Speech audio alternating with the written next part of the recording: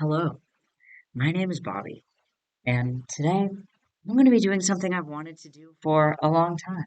Let's talk about Hannibal fan fiction in an academic setting. For today, I am going to be analyzing De Profundis.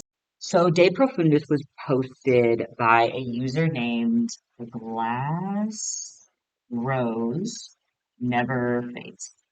They begun posting in March of 2014 until they posted the final chapter, chapter 30, in September 2015. The way that they phrased it in some of their author notes is like almost 2 years of my life, which I think is very, very telling. They basically wrote a short novel. This is about 80,000 words and contains 30 chapters. It has a sequel. And I think the biggest thing is over 377,000 hits. So, I don't know. That feels pretty popular to me, right? So, it is a fan fiction. This is the fanfic bubble. Fanfic bubble. It is based on Hannibal, not the book, but rather the 2013 NBC drama starring Mads Mikkelsen and I think like a Darcy or a Dancy or something.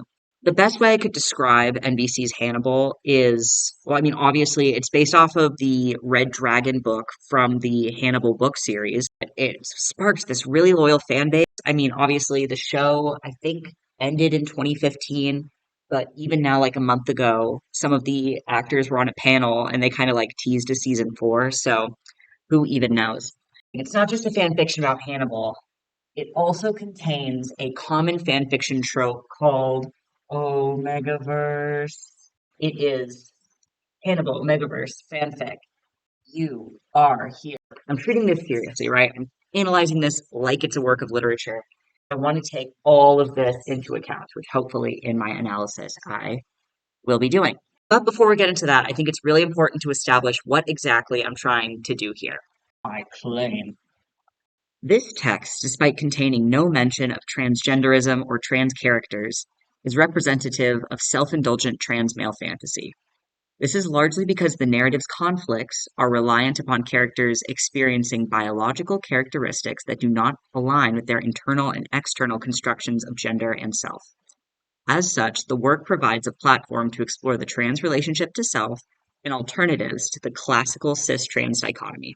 I'm basically trying to say that no matter what this text is literally saying, it is providing the trans male fantasy. I will go on to define exactly what that means and looks like later. I'm being intentionally kind of vague with my claim because I have way too much fun kind of explaining how I got to this conclusion, especially considering the fact that there are no trans characters. That being said, because it's so vague, I do want to clarify what I am not saying. I'm not saying that this text is about being transgender or that any of the characters are trans. What I am saying is that this text's unique approach to gender, sex, agency, and sexuality are specifically and uniquely applicable to the experience of trans individuals. So, at the very least, the things being described in this book, their closest real life counterpart is trans experience. And that is like the basis for why I started analyzing this. As such, the text can be used as a platform to examine trans desire, particularly because of the nature of Hannibal, Omegaverse, and fanfic, and specifically how they all interconnect with each other to trans male fantasy. Anytime a man has to go to the OBGYN, the work kind of lends itself towards trans themes. That is the basis of my analysis and what led me to even examine this text through a trans lens. Because of the progression of my argument, I'm going to make things as clear as possible by using different colors. Hopefully, they all work. When discussing how things are in our world, in the non diegetic world outside of the narrative, I'm going to be using a black marker. I'm talking about the way things are in the fan fiction. Oh my God, or the world that the author constructed, I'll be using red because Hannibal is a cannibal and this is blood color. And then if there's any time that I need to talk about just the conventions of Omegaverse or fanfiction in general, I'm going to be using this green marker. That way it's clear where the author took artistic liberties, where it differs from the lived experiences of people and all that sort of thing. Begin, Hannibal the show is interesting. It's technically based on a book with very little sexual tension between the two main characters, Hannibal Lecter, um, the cannibal, and Will Graham, who's like a super empath who works as a like pro bono detective for the FBI. But the show manufactures a lot of sexual tension between the characters. Imagine Silence of the Lambs, but Clarice is an autistic man with like dark curly hair and a flannel. Like that is kind of where we're entering into this text.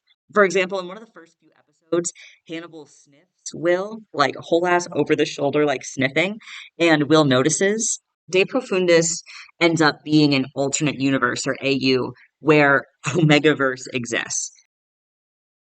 However, the author does state in the endnotes of chapter 10 that, quote, this story somehow turned into this huge, strange, sprawling feminist critique slash exploration of gender roles and expectations and duality and sexism in modern society. That's from page 47. For that reason, I'm going to begin by giving a basic overview of how Omegaverse works, and then as the talk goes on, we will add over top of that any artistic interpretation or liberties that the author imposed upon it within the fan fiction. And I do this because, unlike maybe more traditional forms of literature that are not published like fan fiction, which is self published and also generally done piecewise, I know explicitly this fan fiction was uploaded in small parts, a couple chapters at a time, uploaded and written.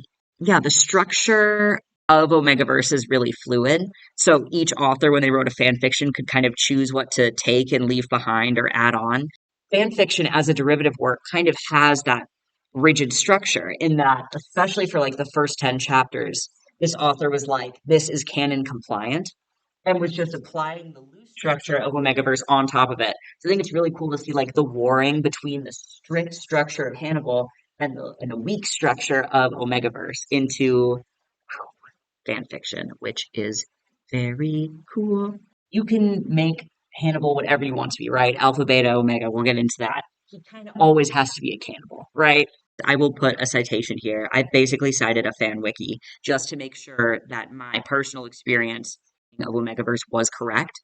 Fics like this that are Omegaverse are generally referred to as A slash B slash O, which stands for alpha, beta, omega. And these are considered the three basic genders.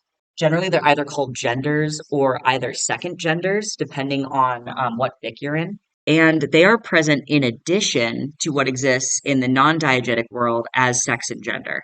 Big point that I'm trying to get at with this is that you can have a male alpha, a male beta, or a male omega, and the same with women. I'm going to put it sideways. In some fics, it's like a hierarchy, like a pyramid, where alpha's the best. Generally, the differentiator between these three are your reproductive capabilities. So alphas tend to get others pregnant. Betas are kind of just like normal, your average Joe. And then omegas get prego. But what makes this different from just having like, I'm going to kill me who wrote this script, from having a pole or a hole is that you generally still have your pole or hole as determined by typically called sex. We're thinking about this in terms of male or female. Masculine characteristics tend to be alpha vibes in these fics, generally female, omega, but that's not actually true within the fic. It can kind of be all over the place. In Omegaverse, there's separate spectrums, your sex versus your reproductiveness. Reproductive stuff has been defined over the years. A lot of it is sexually based. It's important to note too that there's something really animalistic about Omegaverse. It seems to have come about from supernatural fanfiction. People wanted to write stuff about werewolves getting men pregnant, and for that reason, there's a lot of like dog and wolf stuff in here. For example, it's a lot of mating. There's this thing where alphas like claim omegas, and it's by like a bite on the neck. I don't know why I wrote this. I don't want to say it out loud. Instances of mating, of like doing it, are often brought on by this really animalistic heat. That's something that happens to omegas. So basically, the pheromones of both alphas and omegas interact to induce this mating. So because of this, another common Omegaverse trope are Omegas taking heat suppressants, which are basically like Omegaverse birth control. Seems like across all fan fictions, Omegas tend to be like objectified in a similar but much more extreme way to like how women would be objectified historically. So, as someone approaching this work, it's really important to keep in mind these conventions, both so we can examine how De Profundis adheres to conventions and also differs from them. Let's give a summary of the fan fiction we're studying. Our two main characters, right? There's Will Graham, an empath. That is from the show. He is also an Omega that is not from the show. Additionally, there is Hannibal Lecter. He is a psychiatrist and he is an alpha. Both of these guys are male, is the other thing. They both, at the very least, identify as male, but in scenes where they have to prove it, they definitely do as well. So the fiction starts literally on them having a like psychiatry session off book. And Hannibal like decides in narration that he's going to make Will his mate, flame him with a bite and stuff. Ugh. And Will is resistant. He's been telling everyone in his life that he doesn't want to be a baby factory his whole life. So that's kind of his headspace. Hannibal doesn't like that and decides to mess with Will's heat suppressants that he's been on for like a decade. And Will kind of goes crazy, gets super hormonal and bonkers. And it actually ends up with Hannibal raping Will. And then later the two start dating. And Will discovers he's pregnant. Will does not know that there were non consensual sexual relations. Shenanigans ensue, which is kind of wild, but I say that for a reason. But shit really hits the fan when Will discovers the father of his child and now fiance Hannibal is the serial killer he's been hunting for the entire run of the television show Hannibal. Will only was put off the case because he got pregnant. So at this point, the fan fiction takes a pretty big flip, and Will is actually kidnapped by an angry former patient of Dr. Lecter. His name is Mason, and we'll talk about him. Mason forcibly gives Will a C-section, and Will has his child. Thankfully, Will and Hannibal make up after defeating Mason, and the fic ends with a time skip to their oldest daughter, the one who we just saw being born at 21 and visiting her family. I think that you can separate this work into three distinct chunks. There is the possible and thread section. After doing some digging, in chapter 19, the author puts an endnote that says, did anyone notice that I changed the tags? At first, I was really sad because I was like, how am I going to figure out what this changed tag was? And then I remembered the Wayback Machine going from possible MPreg to just MPreg. And as much as I would like to say that I didn't notice the change in writing style and tone, I totally did. So that's why I wanted to kind of address these as separate sections. The last section I call the Mason arc. It's kind of like the climax and following action of the story. Additionally, author notes make it clear that while being written, both the season 2 and season 3 show, which was also the finale, were aired, meaning even if the intentions of the author didn't change, at least one third of the source material being referenced was not out yet. That's why I've separated this into three parts, not because I think the author's intentionality has a lot to do with this. I mean, obviously, I'm talking about how it's trans when that, like, I don't have to be a genius. That's obviously not the case. But I think it kind of explains a tonal shift as this work was published. So, with all that being said, let's actually get into the actual text again. In our translate class, we have discussed a lot about the difference, both culturally and scientifically, between sex and gender. And this text does that too. Sex and gender. De Profundis is one of the texts that I mentioned earlier that refers to ABO dynamic as gender. This text does not have a place for boy or girl. You identify by your sex, male or female, and whether you are an alpha, beta, or omega. And the work lets you know that this is its stance very early. I'm talking like page 4 of the PDF, which is probably like the second page of the actual work. When Hannibal's interviewing Will, he kind of thinks this to himself, quote, While physical sex is known sometimes as early as 13 weeks in the womb, it is almost impossible to determine a child's gender until they hit puberty. So that's from page 4. It is clarified very early in the work, which makes sense if Omegaverse is kind of like this broad, vague thing. This has remained consistent throughout the fiction, despite it being like almost 2 years in writing. As in the very last chapter, Will comments that they won't know their youngest child's gender until she presents, which that presentation is referring to the puberty that Hannibal was talking about in the first chapter. But despite what the text is saying, what the literal words say, it's actually showing something quite different. For example, even before it is clarified that gender does not mean boy or girl, but rather ABO dynamics in this fic, Hannibal deduces this about Will's absent mother.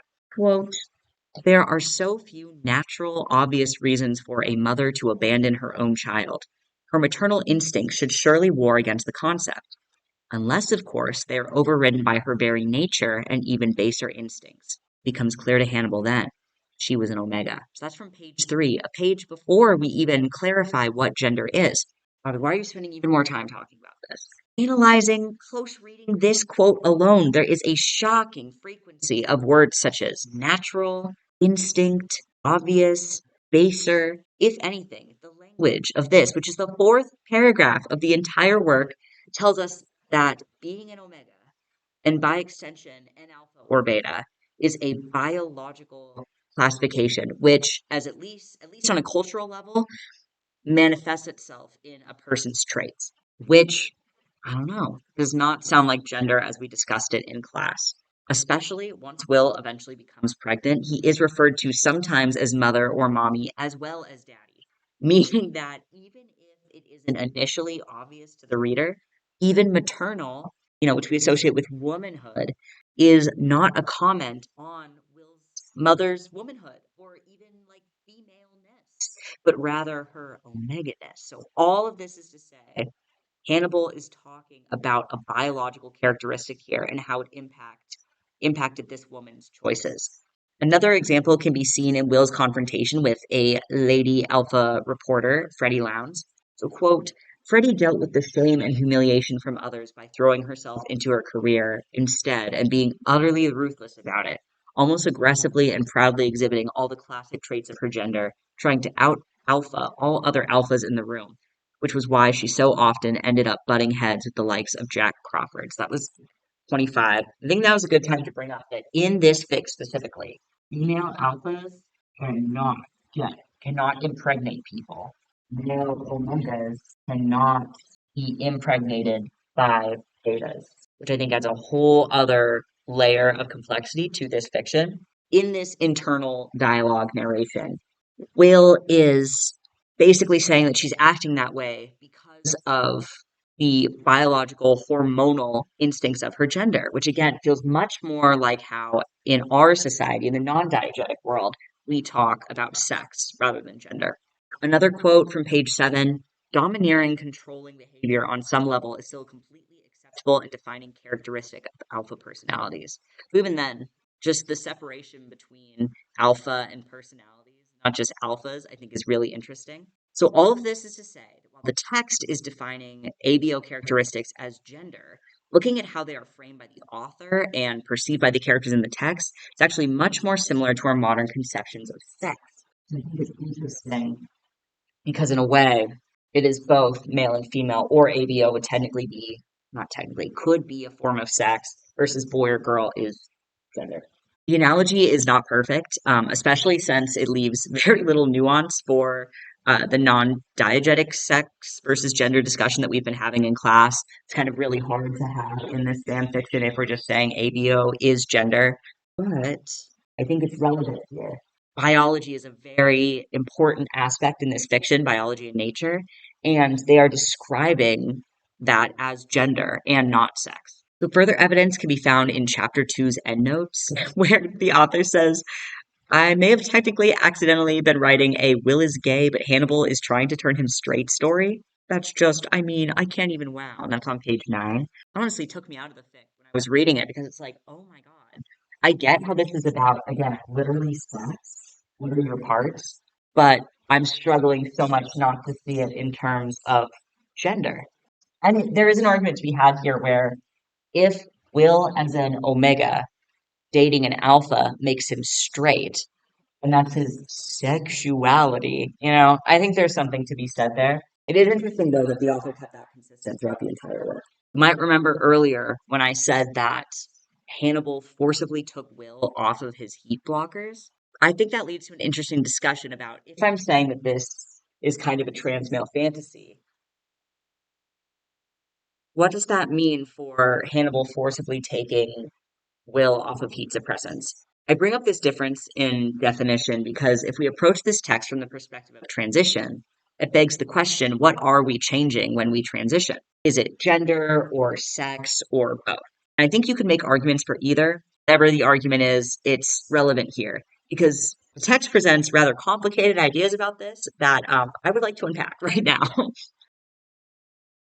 When I consider transition in its most basic, like cis-friendly way, I think about it as like the medical or social process of living as a gender which does not align with the one you were assigned at birth or on a more base level, your biology. Will Graham does that in this fiction. So the most obvious example is Will Graham's initial use of heat suppressants at the start of the fiction, which, in case it was unclear before, they effectively block heat-inducing hormones and are in a way hormone blockers, right?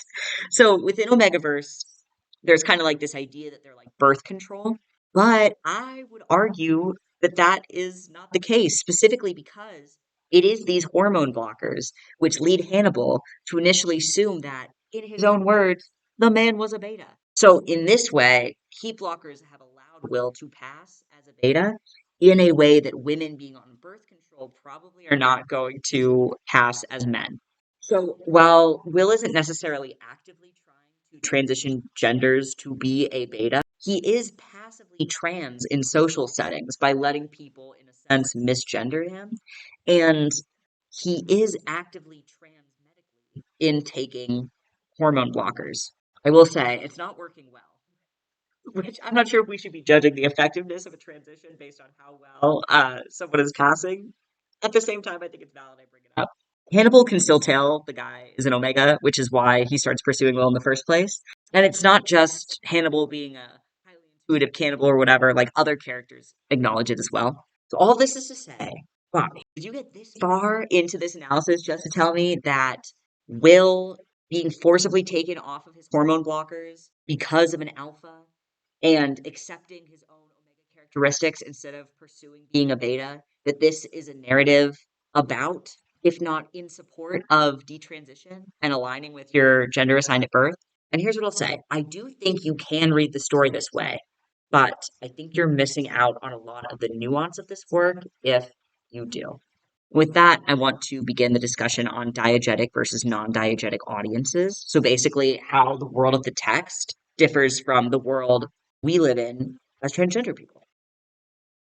Now that we've established that Will can be read, the character with trans experiences, the first part of my claim, it's time to begin the justification of my second, that this is a fantasy, basically. While Will may express the anxieties and desires and physical experiences of literally like reproducing human life that a trans man might go through, the world that he lives in and the world that we live in, the audience, are incredibly different. So, firstly, in Will's world, men who can get pregnant are not common for sure, but they are normal and there are structures in place to support them. For example, like I said earlier, Will goes to the OBGYN, and that's just like a normal part of his life. In the first chapter, Hannibal even comments less than 1% of all male children are born into the gender, and as such are highly prized to the point of almost worship and romantic idealization in modern society. Man, that must be nice. So already we can see there's a difference in that just because Will is rare does not mean he's considered unnatural. And that rareness is an asset.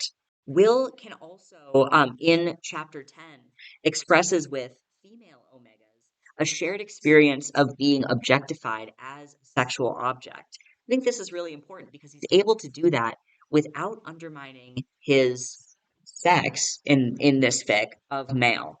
So we can simultaneously hold I was objectified as a sexual object in the same way you were, and also I'm a man. Because when we think about the world outside of this fan fiction, men who can get pregnant, which I'm generally taking to mean trans identities, are considered highly unnatural, right? And this is despite the fact that they are physically able to in some cases, or the fact that, like, I don't know, trans guys just exist. Additionally, I would argue that there is not a lot of widespread cultural unpacking of what sex looks like with the trans male body.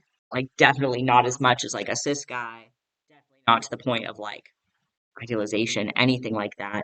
I feel like in our world, our society, in expressing experiences, true, real, going back to things in our class, true, real lived experiences of womanhood, if not just femininity in general, tend to contradict the trans person's current identity as a man or as masculine.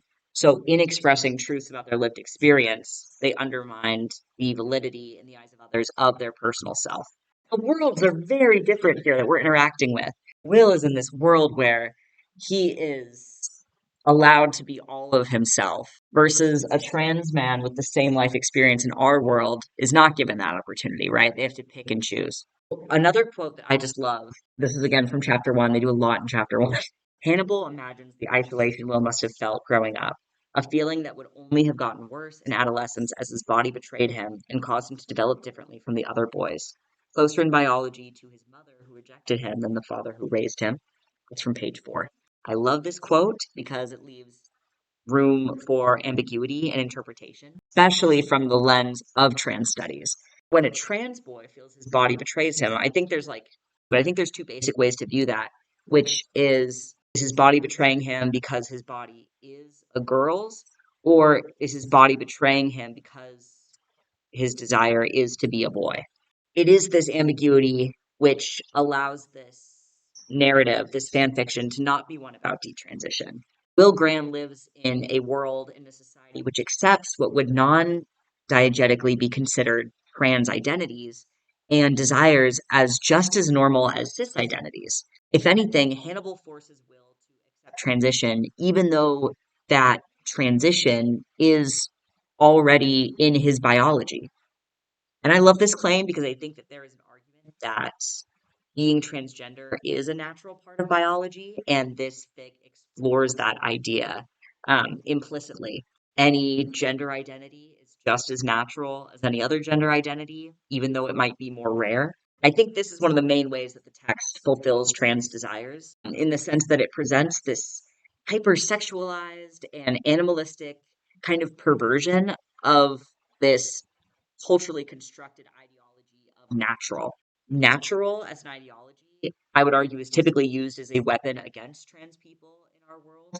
Um, but in kind of this sort of nihilistic fashion, uh, it is the pressing weight of what feels natural and good to Will to like live his life as a man who can get pregnant, which usurps Will's explicitly stated desires, which are just to be normal and not have to deal with it, in order to fulfill his implicit wants, the ones fueled by biology. This may explain why Omegaverse is so popular in relation to such a morbid show like Hannibal, right? If we're going back to this, it's taking cultural taboos and making them sexy while also kind of keeping all of the taboos.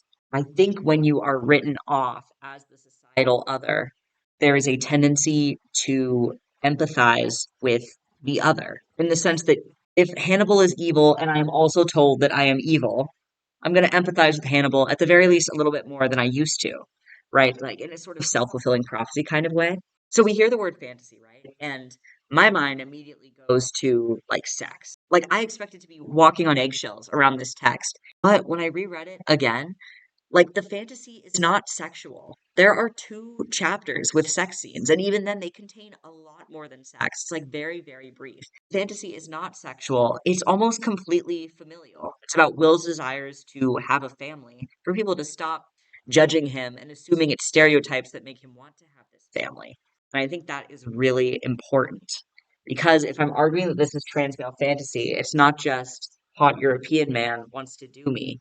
It is hot European man accepts the natural way that I am. And that brings me to my next point because Sexy European man forcibly removed you from your hormone blockers and forcibly impregnated you. I think it's important to note chapters 1 through 18 are where all of the non-consensual stuff happens. When we get to possible MPreg versus MPreg, as soon as they're going to be a family, the tone changes a lot. And this is partially because the author wasn't sure where they were going with this. They wanted a fiction where Will was stalked by a creepy alpha, and they got attached to it and made it into an MPreg family story. I mean, at one point, Hannibal proposes in this MPreg section. Like, there's a lot of cute stuff that happens. They like move in together, they get engaged. It's like tooth rotting fluff. I think that says a lot about transmale fantasy in the sense that we start with horrible, awful, disgusting, intriguing, and then we end up with fluff. Start really bad, end really good. That's really interesting. And yeah, Will never learn that Hannibal forcibly took him off of the heat suppressants and never finds out that their child was a product of non-consensual sex. And I bring this up because if we are talking about fantasy, I feel like it is impossible to do that without bringing up Daniel Lavery. The quote I could not stop thinking about while reading this fiction from page 14. Most desperate desire was not that I would be assisted in my transition, that someone would either force or forbid me to do it. I mean, this is literally that. This is literally that. Will doesn't know what to do. He's torn between having a family or not having a family, and Hannibal makes that decision for him, right? And I think in that way, it is the trans male fantasy. As someone comes up to you and says, I can see what your biology is. Let me take it from here. There's another thing that we need to talk about, another intense section for close reading. Remember from like 30 minutes ago, we were talking about Mason. Mason might be the other example of like the closest we actually get to the idea of transition in this story. Mason was mentioned once in the first chapter, was that it was the only other male Omega that Hannibal ever knew. And that Mason was so pretty and also full of himself that Hannibal ended up like causing Mason to have a psychotic break. And Mason ended up like not carving off, like carving up his face with a mirror shard, which trans people in the mirrors. That was his only mention until the Mason arc begins. It was an Omega, right? This happens. This is a long quote, but I'm going to read it. Mason Verger, I'm assuming that's his name, smells strange. There is no other word for it. Will has met people with mixed gender types before. It's not all that uncommon to meet beta omegas or beta alphas. All of those people had delicate, barely there scents which transmitted both sets of pheromone signals in ways that still complemented one another. This is not that. A naturally occurring alpha omega is a medical impossibility, but that in itself is not a cause for concern, or the reason Will's stomach flips in revulsion every time he breathes in too deeply through his nose. The scent coming from Mason's glands is almost dizzyingly overpowering and all wrong for his body. The hormones are too strong and clash noxiously with each other in a battle for dominance as only black market experimental injections will, attacking the cells all at once and triggering all kinds of autoimmune reactions, rather than gently easing him into a new state. Will observes how he occasionally wipes a bead of sweat from his upper lip, and the way his leg is constantly restlessly twitching. For just one uncomfortable moment, he feels a swell of pity for the man as he wonders if Mason even remembers what it's like not to feel sick anymore. So let's unpack what makes Mason different than Will. We have uncommon, barely there, complementary, naturally occurring, black market, overpowering, wrong. So again, we're back to this idea of biology trying to be something he is not. And especially, he's only doing this because Hannibal took away his Omegahood. Hi, it is future Bobby. Just wanted to wrap things up here because I think after an hour of filming, I got a little nonsensical. Thing with Mason is Mason seems to mistake the ability to get laid, like being attractive and getting laid, with Omegahood in the sense that it is the ability to be impregnated. The narrative is taking a moment here to differentiate between those two in the same way that you could shoot down a transphobe who says to be a woman is to have a uterus. This scene is the ultimate testament to dedication to biology and dedication to truth and self. I know in class we talked a lot about the idea that there is no true self. And I do think this text is kind of arguing that there is a true self, one that's like deep down inside of you. I think that's for a lot of reasons. I think it's partially because this fic came out in 2014, 2013. Like I said, it's also not about being transgender. So them arguing that there is a true self, you know, they probably were not making a stance on what it means to be transgender. But the trans experience, as defined in this fic, is 100% based on staying true to your real self and taking your biology as part of that, no matter what it may be.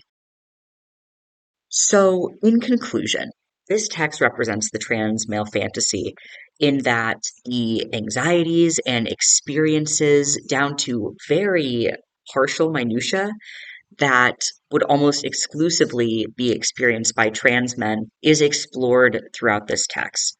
In particular, the fantasy of not having to choose between your lived experience and your biology or your pre and post transition self are explored, particularly in the idea of a big, strong, godlike man forcing it for you, having it not be a choice.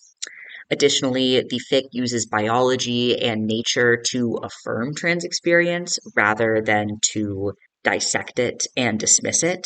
And this is particularly shown in Will's foil character, Mason Verger. One final thought before I go pass out somewhere is that this is fantasy in the sense that this is not a manifesto. Looking at the writing, it does not appear like the author was like, we should make this world. I think firstly in the fact that it is fictional, in that it is Omegaverse, and that is a biological impossibility, but also in a lot of the non-consensual aspects of the work. I think those two factors kind of combine together to make this fantasy not just in the sense that it's cool and really awesome, but also that it's impossible. In the last couple classes, we talked about being transgender as a form of self-indulgence, as a form of cringe.